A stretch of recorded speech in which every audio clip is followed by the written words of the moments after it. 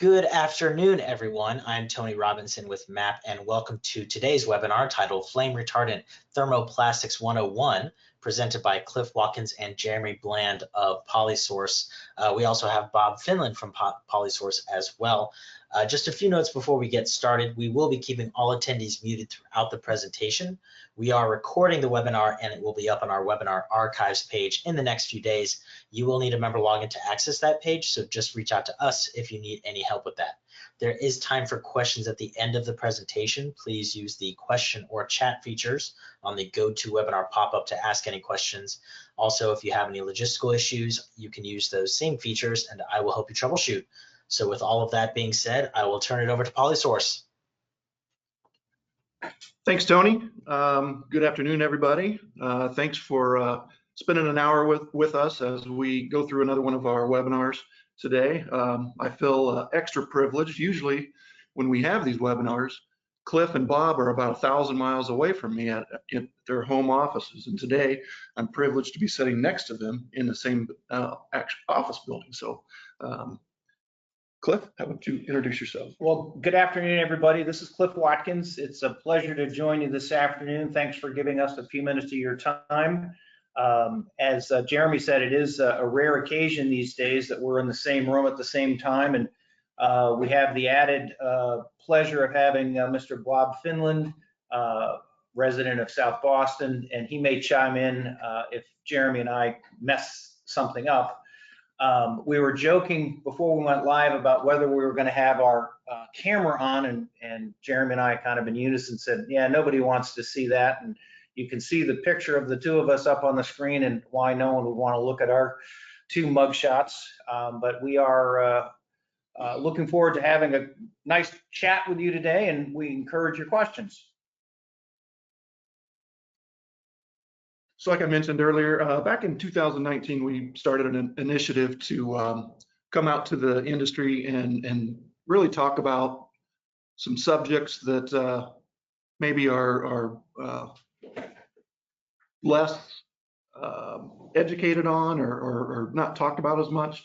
We started, like I said, in 2019, back when nylon 6/6 shortages occurred, and you can see on the screen here some of the different series that we have went through. Today, we're just going to expound upon that, specifically talking about flame retardant thermoplastics. And this is really a 101 type of a webinar. So we're gonna hit the basics pretty good, understand kind of the why you would look at certain values on a UL yellow card. So some of the agenda that we're going to go through.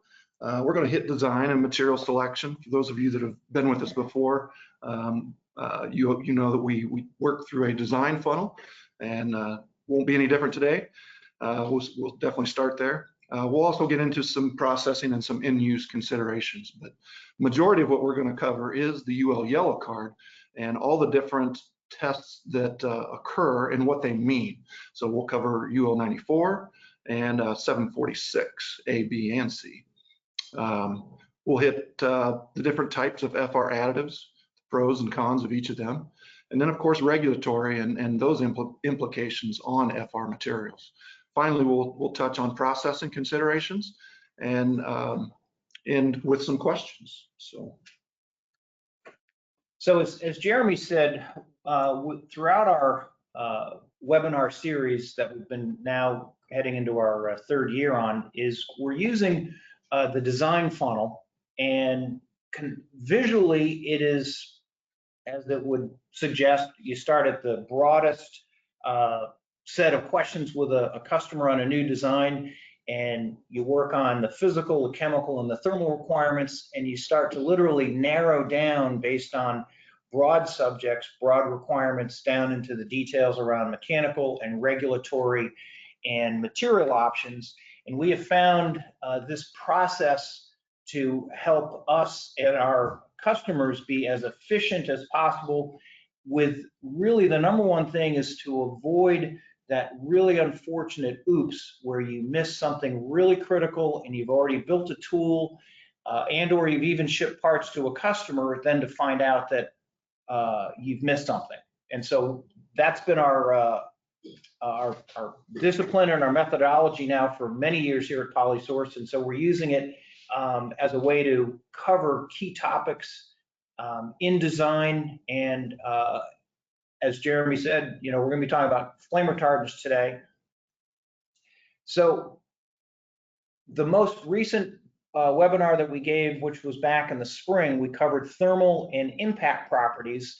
And so today we're going to hit the flammability and specifically talk about UL, hence they're circled in red, as we go through, again, that discipline of understanding what are the requirements for a design.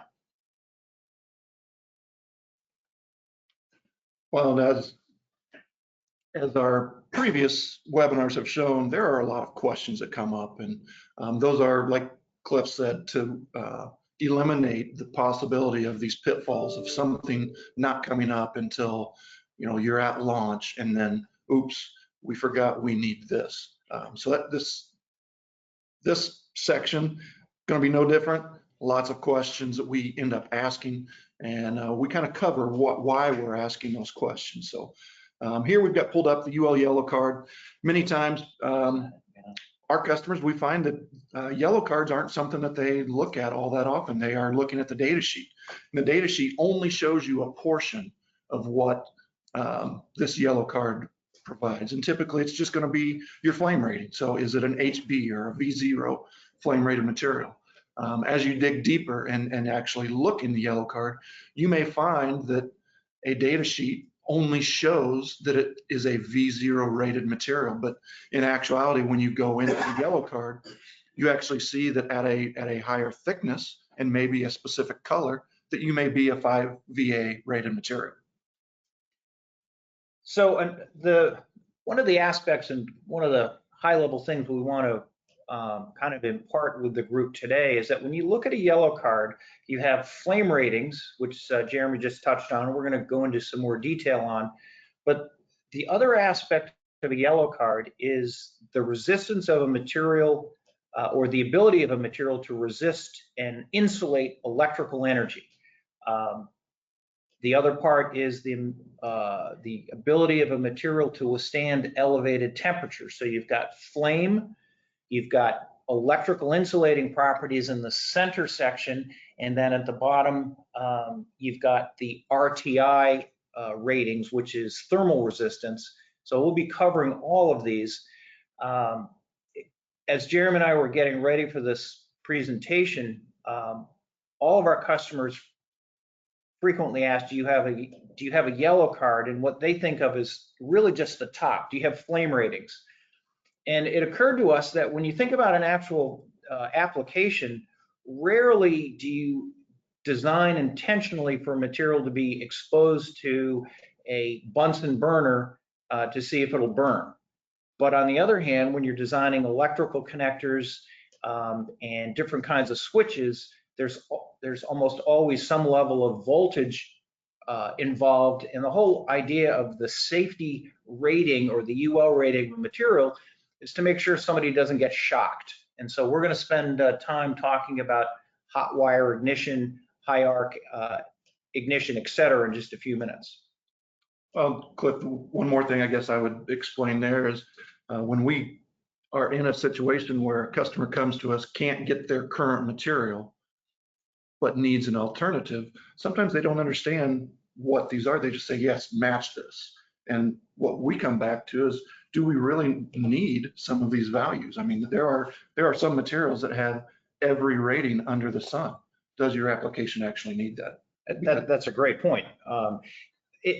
One of the subtle aspects of using the design funnel is we try to ensure that the material that's selected for a new design has what's required, but also at the same time isn't over-engineered or over-specified.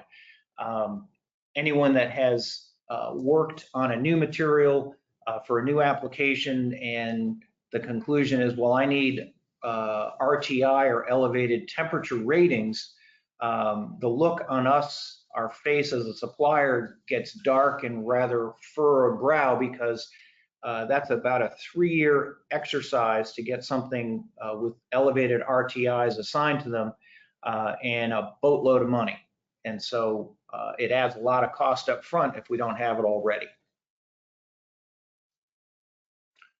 So let's dive in here. We're going to start at the top of the yellow card and talk specifically about the flammability side of things, or what most people are familiar with, the UL 94 test. Other tests in our industry that you may come across: ASTM D635, ISO 3795, or the automotive folks, FM VSS 302. Basically, the three last ones there, they're a version of a horizontal burn test. So we're going to cover specifically the UL 94. As you see there, we've got a couple pictures. The one up top right is actually how they set up a horizontal burn test for UL 94. So like Cliff mentioned earlier, there's a Bunsen burner. We're going to set a flame to it for a set amount of time, pull the flame away, and then measure how long that flame continues to burn before it goes out. And so to meet the ULHB, that burn rate needs to be less than 76 millimeters per minute for a specimen that's 3 millimeters thick. A little bit more drastic or aggressive test would be as you get into vertical flame testing, and that's the picture on the bottom right. So in these tests,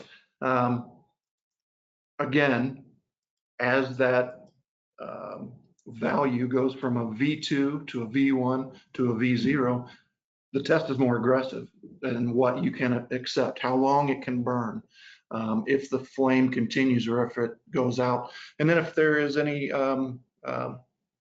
lighting of the cotton at the bottom of the test. So as the things drip, does it actually catch the cotton on fire? So those you have to pass up to V0. If you can pass the V0, we can then go into yet more aggressive testing, which is the 5VB and 5VA testing.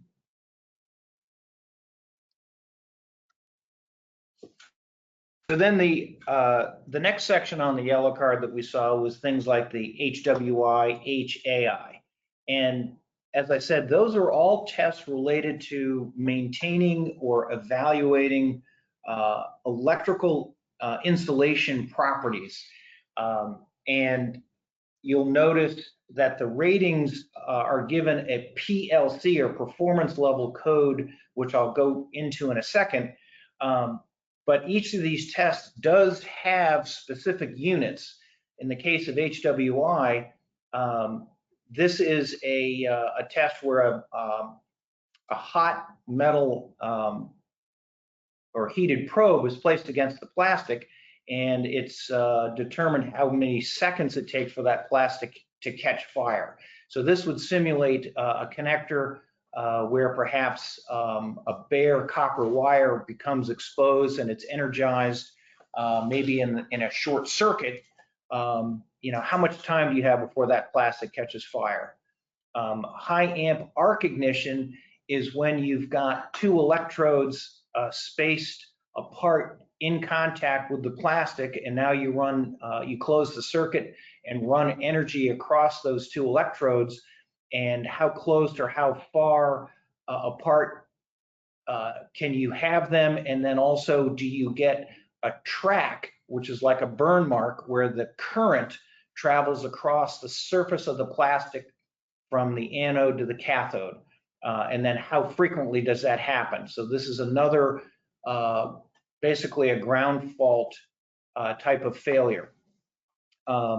On high voltage arc track resistance, again, it's another measure of how close apart or close or far apart are the electrodes before you'll get a current traveling across the surface of the plastic and completing the circuit. And again, all of these are intended to determine safety. And if you get that current traveling across the plastic, that's how we get shocked. So these are loose wire type scenarios that you're talking about, and why that's important. Exactly. It's to check device safety if something goes wrong. You don't want it to catch on fire, and you want to know what you have in terms of reliability for that insulation resistance. I'll give you a good example of how important these kind of tests are. About 8 years ago, Whirlpool had a major product recall in their Maytag product line, and my wife and I were the unfortunate direct experience of having this recall. We came literally within about 10 minutes of our kitchen catching on fire because there was a faulty relay in the compressor. When the compressor would kick on, it would energize, and the plastic started to smolder, and we smelled the smoke. We called the fire department. The compressor cycled off. We didn't know what was going on. Well, the next time it came on, we had 5 firemen in our kitchen, and they saw the flame behind the refrigerator and pulled it away from the wall and pulled the plug out, and the flame went out. But that was traced back to a faulty connector on the compressor, that when that high amp load came on, the plastic was too thin, or there was a problem with molding. We never got to the bottom of it, but the darn plastic caught on fire, and it looked like a flamethrower coming out from the back of our refrigerator. So that's the kind of thing that these tests are aimed at preventing. Now, comparative track indexing, I think of that one because we've all walked into our room and seen a plug plugged into the wall, but there's space between there. And you instantly see that. It's like, why isn't that plug all the way in? Well, that's actually measuring, the CTI is measuring that you've got energy going in one post, coming out the other, but then you've got that space in between. So it's in that particular test, we're actually measuring how much contamination can I put between those posts before it now makes a complete circuit. Exactly. So exactly. And we're going to talk in a little bit about compositions, on how different FR compositions can either lead to really high CTI values, which is good, or diminished or lower CTI values, which again, when it comes to design, may be a real problem. So I mentioned that when you look at the yellow card, that you see these PLC ratings, and though the numbers can be from 0 to 7, not every class of test has a rating that goes above a 5 or a 4 for that matter. But because these are highly variable tests, they're categorized into failures, grouped into bundles. So it's sort of a way to standardize the test instead of it being, hey, this is a 61-second rating versus a 62. We can standardize it and take some of that bias. That's a great point. That's a good way to look at it. And so if you were to go on UL Prospector, you can find these ratings. But the takeaway from here is that the lower the PLC rating, the more electrically insulating the material is. So a low number is better than a high number, is really the way to read those ratings. So moving down on the yellow card, we go into now long-term testing, or in this particular case for thermals, we're looking at relative thermal index. When we talk about RTIs, it's often referred to as a continuous use temperature.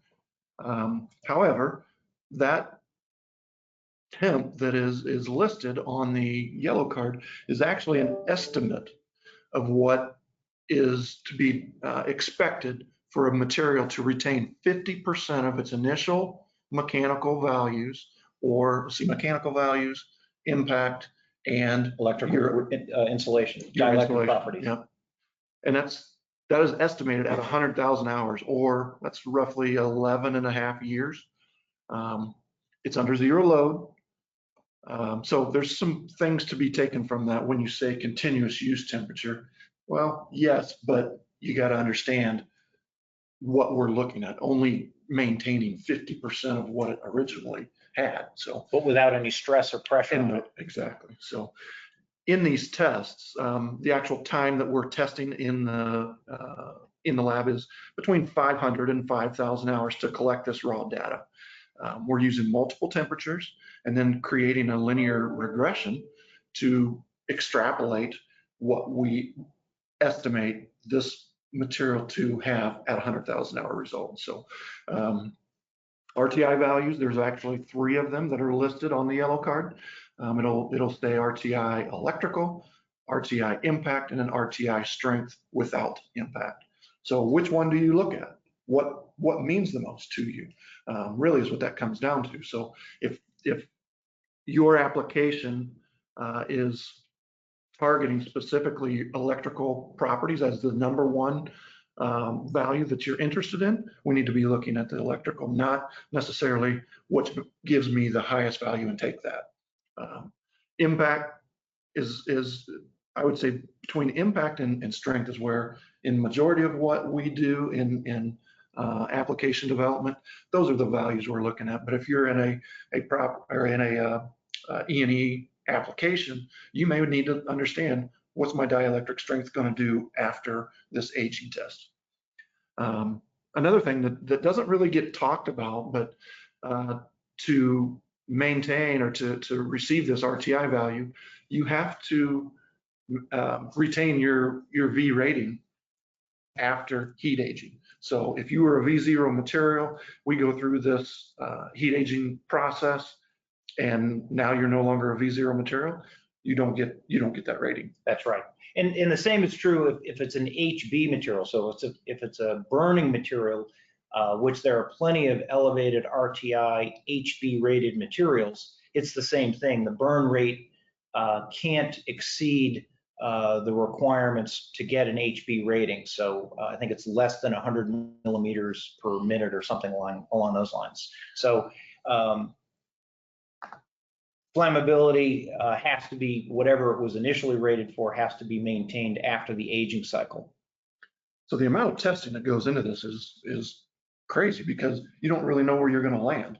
So you got to test this temperature, and if you pass, you then go up and test another temperature. So most of the times you'll see on data sheets, they may have an RTI of 50C. And a lot of data sheets or a lot of yellow cards show that. Well, that is actually a generic assignment that UL gives materials when you don't decide you want to move forward with long-term testing, so that you can get an elevated RTI. So if you just get your standard flame ratings and you don't want to go into these other tests that we've been talking about, including RTI, they'll just slap a 50C on there. It's just to give you a value, and it's going to be a low number to make sure that without any data, the material doesn't get misapplied. It's really the key thing. It's all about the safety aspect that these ratings are intended to secure. So there again, we start to ask the questions. If you're in a current material and it has an elevated RTI, something above that 50C that just gets stamped onto every yellow card, do you need that? Is your application requiring it? And a good example of that is, is your actual device going to operate above room temperature for an extended period of time? There are a number of applications in automotive, for example, where materials will be in and around the engine compartment, and they'll be operating continuously at 80 or 90 degrees C. As an example, not that they need a UL rating, but to compare and contrast, the automotive OEMs, Ford, for example, has their own protocol for doing thermal index testing and assignments. But what's interesting is Ford, for example, in their basic material classifications, they use 75% retention at 9,000 hours. They don't do any extrapolating. So they're collecting real data and using that as is. And it's a 75% retention, which is, I think, much more practical. And let's face it, what car, except my wife's, will last for 11 years? Moving on down through the yellow card. Again, another long-term test. Weathering, or trying to think, what is it listed as? They'll call it the weatherable test. And how do you define weatherable? I think all of us may say that a little differently. So what specifically is being tested here? Parts go into either a carbon electrode UV chamber or a xenon. The carbon electrode UV actually goes in for 720 hours, whereas the xenon arc is 1,000 hours. And then beyond that, it comes out. Do they test at the end of the UV only exposure, or do you have to go into the water immersion? If the immersion test is always done, It's always okay. Whether or not you pass after the immersion determines if you get an F1 or an F2. F2 is kind of the default rating, that if you maintain the properties through UV, but your properties aren't so great after immersion, then you get an F2 rating. Okay, and these are simulated, accelerated testing. So yes, it says 1,000 hours. That doesn't mean that your part is only able to maintain or withstand true 1,000 hours outdoors. It's accelerated. Right. In real world, or in the world of color concentrates and things, there are exhaustive studies that show how much xenon arc energy imparted on a plastic equates to how much they call it South Florida weathering. So 700 to 1,000 hours is picked as perhaps a 2 to 3 year exposure in South Florida. You can go longer in QUV weatherometer testing, which some people might be familiar with, to get a truer measurement of that particular material and how it's going to do. So F1 weathering ratings with UL are they're not as precise as other tests and other means to qualify material. Well, another big thing that doesn't get covered in this type of testing is color retention. And is that important to you? So even though we're calling it weatherable, we're only looking at it from an FR, tensile, and notch dies up perspective. Right, that's right. So moving on, there are 3 basic types of flame retardant materials. Materials that are inherently flame retardant, they don't have any FR additives or agents added to them. The much talked about halogenated systems, and then the non-halogenated systems. And we're going to take a few minutes and talk about those 3 categories.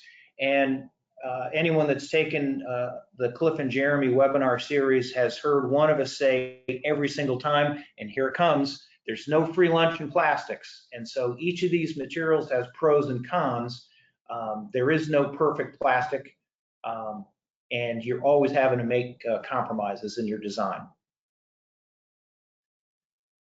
So inherently FR materials, these are wonderful materials, and because they don't have any additives in them, but they're also some of the more beasties to try to process, between PPS, PEI, or Ultem, fluoropolymers, PPSU, many people know that as Radel, and then there are certain polycarbonates that are inherently FR.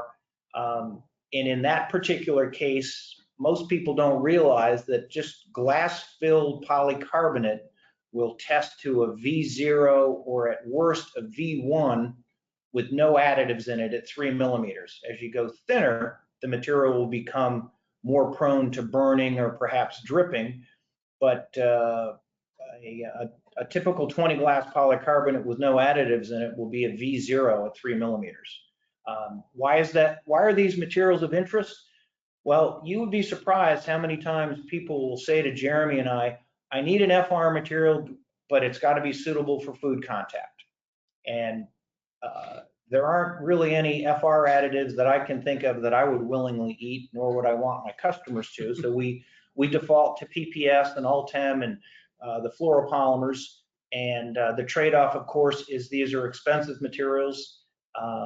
They can be a little bit challenging to mold and to design with, but they serve a real purpose in a number of areas. Food contact for one. These tend to be much more chemically resistant, higher heat materials, and fill in a gap with, especially where in cases like in Europe, where REACH and RoHS are becoming bigger and bigger, defining regulatory standards for consumer goods. These materials are finding their fit and their place. So the halogenated FRs. One of the unintended consequences of REACH and RoHS is that it forced some of the more hazardous brominated materials off the market because they were bioaccumulative. They created issues with endocrine disruptors and things like that. But the FR industry responded with better materials that actually the remaining bromine and antimony systems that are out there are quite stable. They don't bloom. They tend to be either polymeric or low molecular weight oligomeric grades, which is important because polymers are not bioaccumulative. Above a certain molecular weight, the body just cannot even absorb a little bit. And so if you were to get some into your system, it's quickly eliminated from the body.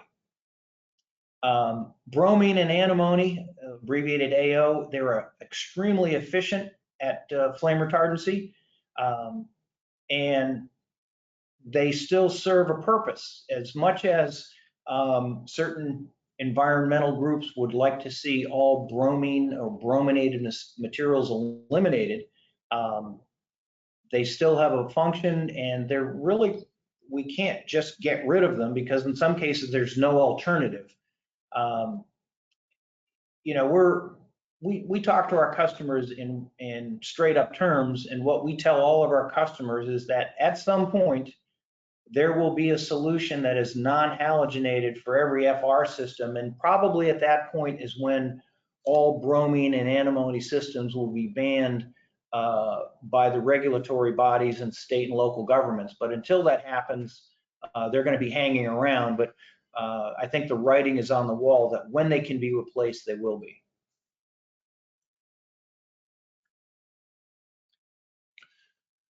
So the non-halogenated FRs, some have been around forever. Red phosphorus being one of them, right? So it's one of the earlier pioneers of FR materials. If I remember right, so red phosphorus is very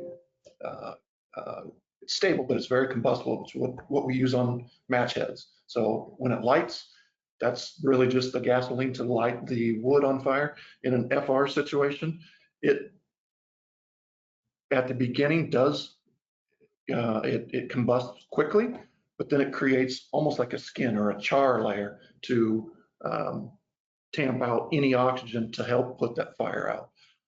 So it's been around for a long time, but like Cliff said, a lot of the REACH and RoHS is pushing some of these FRs out, and some of the halogenated had to be changed, how they are created, and a lot of non-halogenated materials were developed. So here's a list of a few different ones that we see these days. Depending on the type of material you're using, will tell us what, if we're going to be into a red phosphorus or a nitrogen or a metal salt type FR agent. As Cliff said, there's no free lunch. So what does this mean? The pros or the positives about non-halogenated, a lot of times they're actually going to lower your density.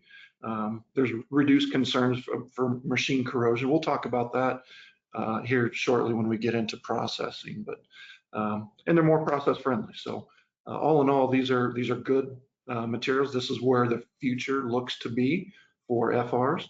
Some negatives about it.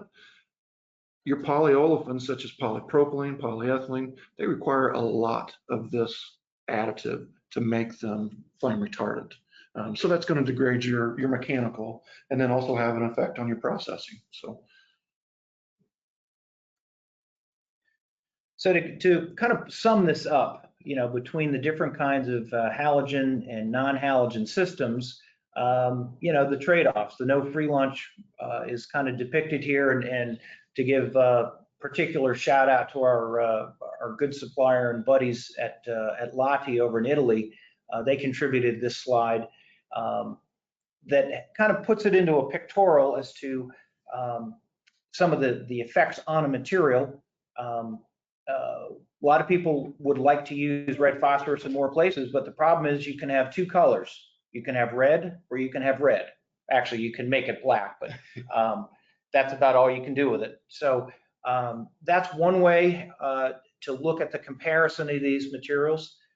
And just to take it down and drill down deeper, so there's three ways to make a 25% glass-filled FR nylon 6.6. And just to kind of put this into perspective, anyone that's been around in the industry like me, when the dinosaurs were running around, one of the ubiquitous products around was Zytel FR50, which is a 25 glass FR material from DuPont. They still make it. But Lati, taking the prior slide and extending different technologies to solve different problems, you've got the CT1 product, which is bromine and halogen.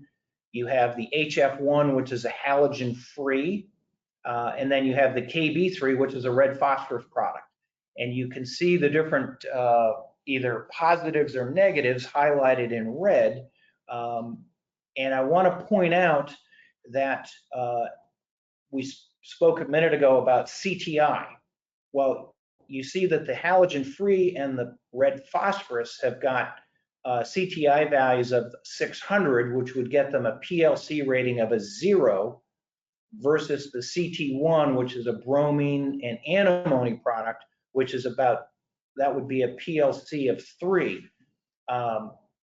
Coming back to the design funnel and the whole concept of picking the right material for the right application, the different kinds of FR systems that are out there make a big deal and make a big difference on what you pick based on what the requirements are. So when Jeremy and I and our other sales engineers are badgering you with what seems like an endless list of questions, we're trying to get to this level of clarity to make sure that we put you in the right product to begin with.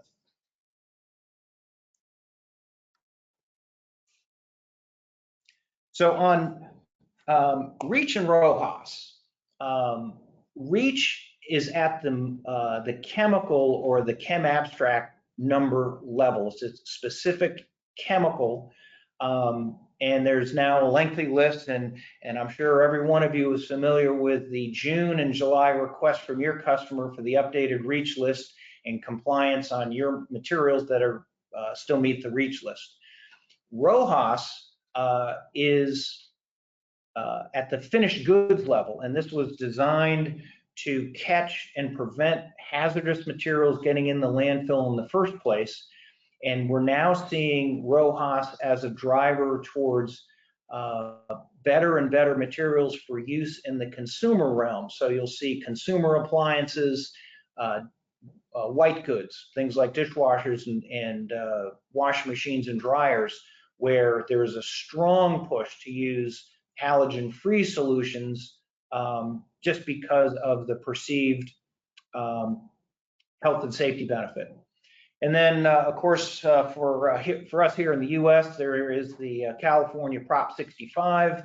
And since we're talking about bromine and antimony, any FR material that has antimony oxide has to be shown as being containing it for Prop 65 compliance, which is, it's on the list, so you have to do it. But I will point out that alcoholic beverages are on California Prop 65, which seems stupid to me. And then tamoxifen is a anti-cancer drug that's given to post-surgery breast cancer survivors. And then cisplatin is one of the primary treatments for colon cancer. So, Cliff's editorial is, I question about how do you get on the California prop list, 65 list, if you've got alcoholic beverages and 2 anti-cancer drugs, but then you also have antimony oxide. So if you can answer that one, you're way smarter than me. All right, so processing considerations.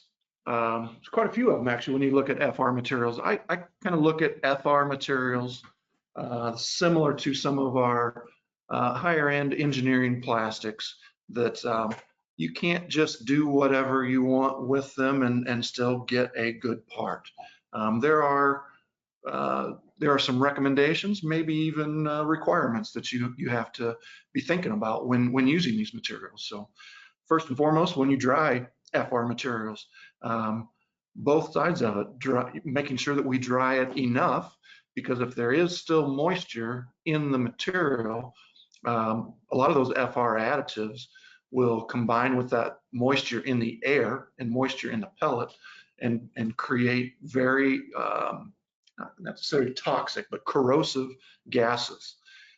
These corrosive gases come out in the mold, they plug our gates, they create a lot of stuff on the mold, and they actually start to eat away at your parting line. So I've been in many mold shops where we're working on a tool and it looks very tired, and you can see the pitting on the surface because of potentially not drying it enough. I've also seen folks that, hey, I want to make sure I'm dry, so let's bring the heat up in the dryer. And you actually start to pull these additives out of the compound, and they can create a skin in your desiccant bed. And then now you've got this layer of stuff in your desiccant bed, not allowing the desiccant to pull the moisture out. Now you got to replace desiccant. So FR additives, it's kind of funny to think about it, but they're there to keep fire from occurring. They're not very thermally stable. That's their job. Once they get to a certain heat, they need to expel themselves so that they are actually helping or putting out a fire. So we look at halogenated, non-halogenated materials, and some are easier to process and more thermally stable than others. Cliff mentioned on the halogenated, chlorine's a great FR material, but it's not thermally stable and it's very corrosive. So now you've got, screws and barrels and anything in the path that these gases get exposed to, that they're corroding. So the non-hals are a little bit better than that, and so are some of the halogenated, like the brominated materials. Melt temperature. Here again, if you look at a polycarbonate, standard non-FR grade versus an FR polycarbonate, you'll find that the recommended melt temperatures are going to be lower on the FR, and it's because of the thermal stability of these additives.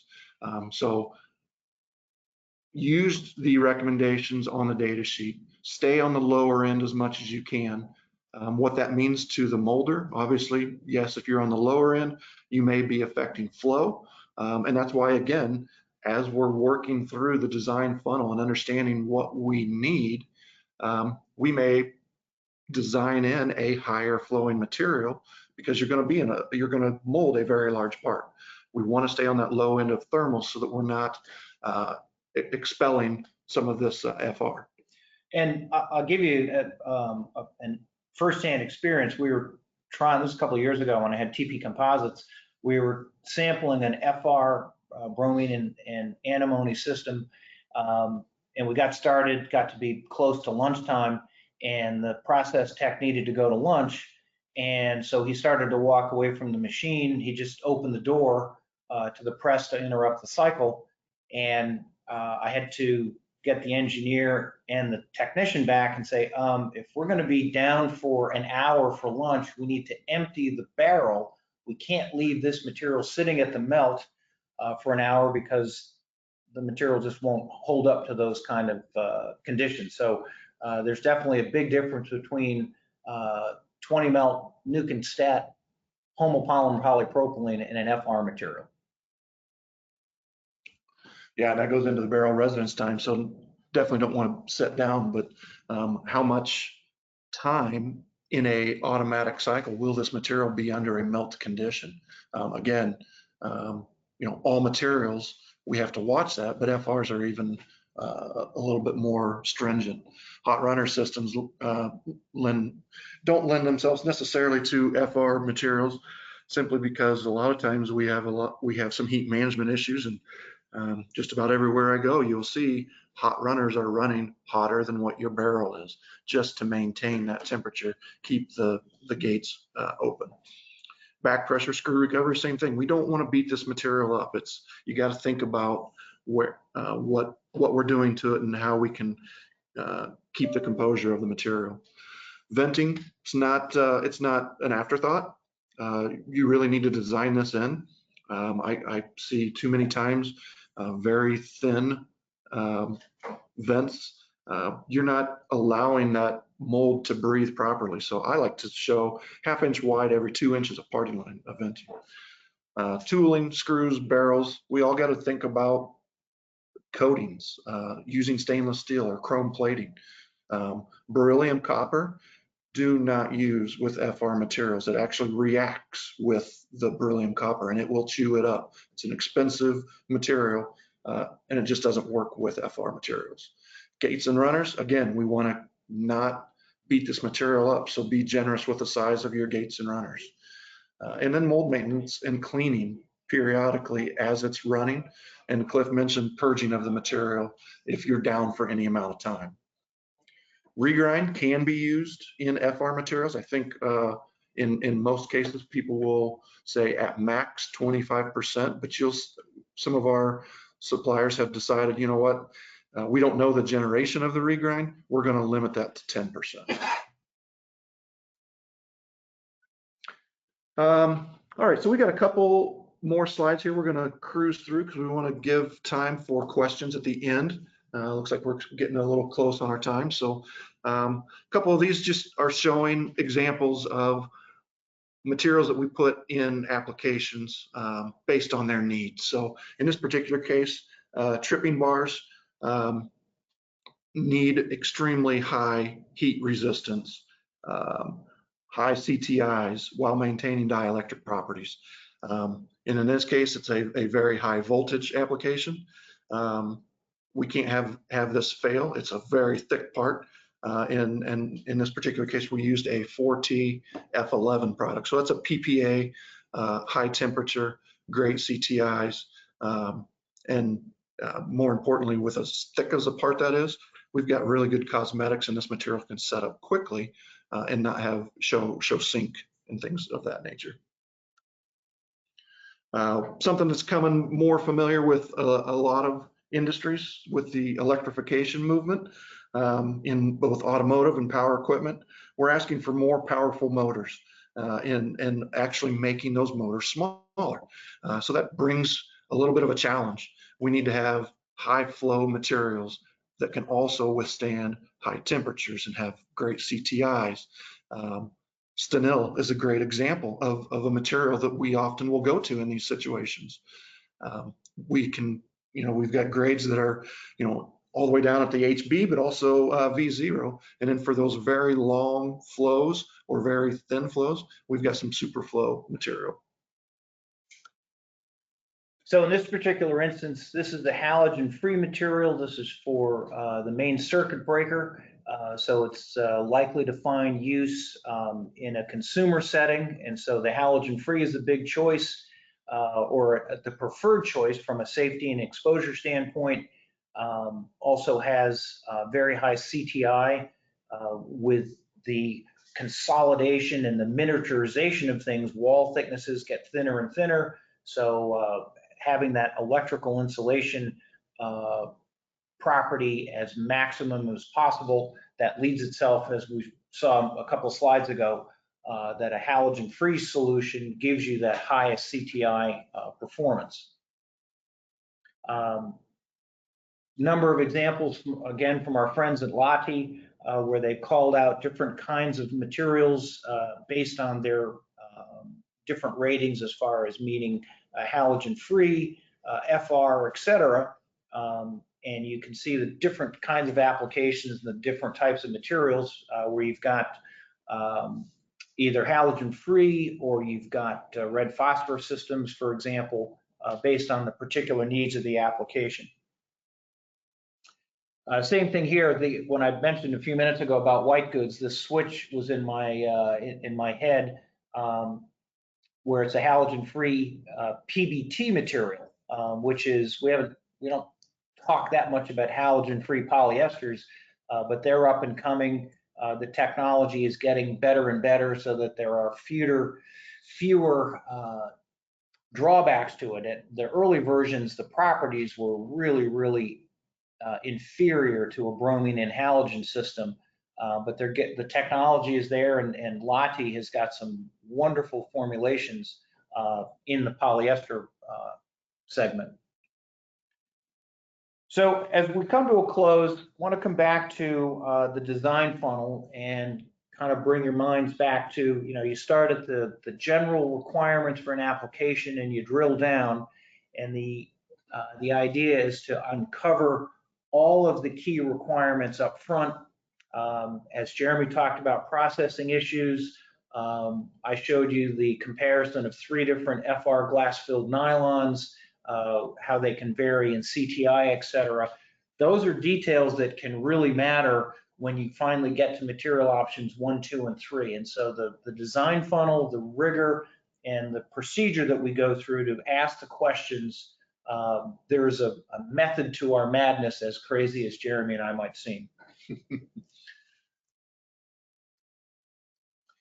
Lastly, I'll point out that all of our webinars are on our webpage, and you can find them under resources. And this presentation will be posted there as well. And also our emails are shown at the end of the presentation. So if you would like to have it faster than Bobby Finland can get it posted to the website, just email us and we'll send them out to you. Last but not least, we'd like to thank some of our suppliers that, as Cliff and I began to put this webinar together, we like to collaborate with our supply base. And in this particular case, we talked to Philippe, Peter Schmig, and Samir. So guys, thank you for the application photos and very helpful discussions in putting this together. Thank you again, everybody. It's been my pleasure to chat with you, and we'll look forward to taking some questions.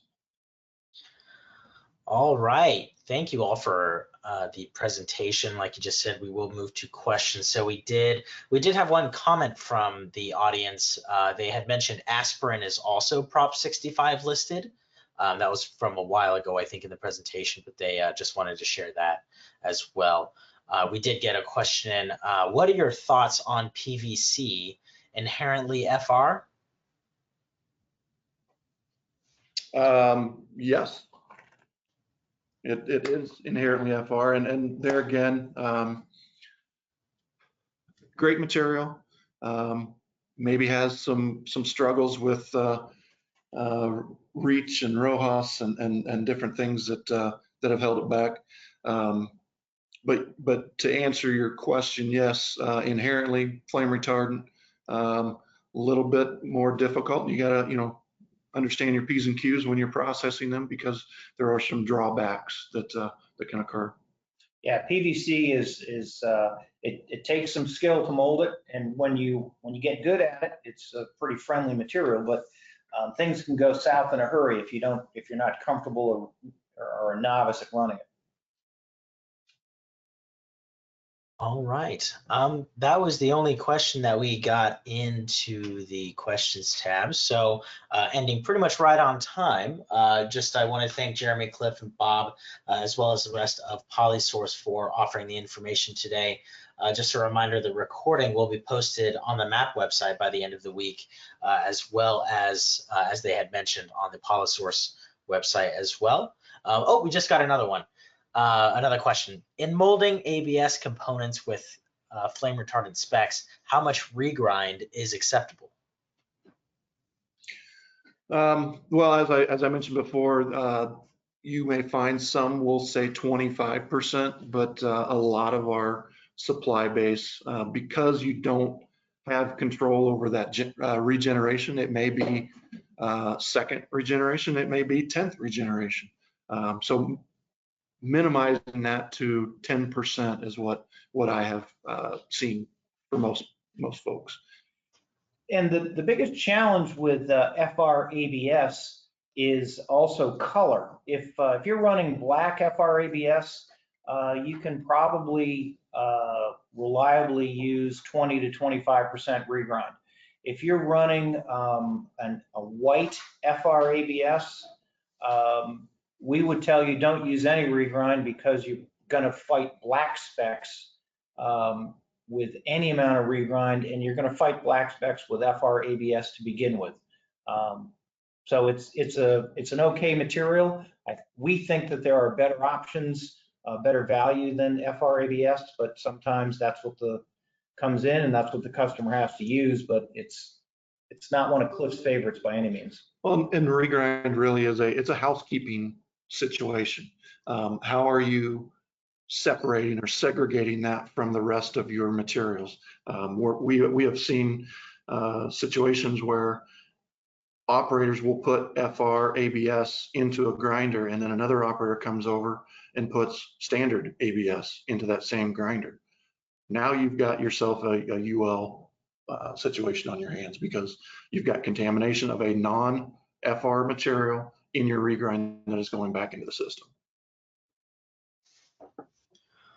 All right, no more questions. So again, I thank everyone at PolySource for the webinar today, and thank you to all attendees for being here. Just a reminder, the recordings will be posted in the places that we had mentioned earlier. If you'd like to reach out to Cliff or Jeremy, their contact information is on the screen now. Thank you again, everyone, and I will now end the webinar. Everyone have a great day. Thanks, everyone.